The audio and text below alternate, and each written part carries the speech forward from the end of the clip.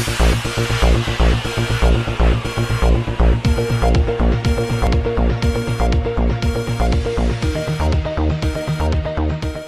अस्सलाम वालेकुम नाज़रीन, दादोकी तहसील जूही जहां पर एक मुकामी वडीरे की जानब से मुबैना तौर पर शादीशुदा खातून और उसकी वालदा को बदतरीन तशद्दुद का निशाना बनाया गया।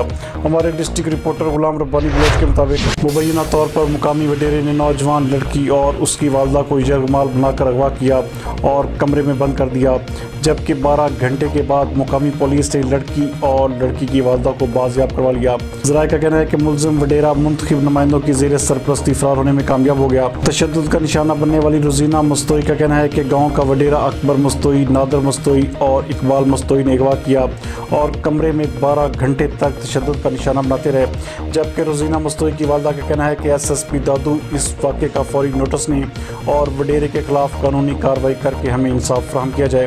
पुलिस का मौक़िफ़ है कि मुलज़म भागने में कामयाब हो चुके हैं, जिसके लिए कार्रवाई का सिलसिला जारी है।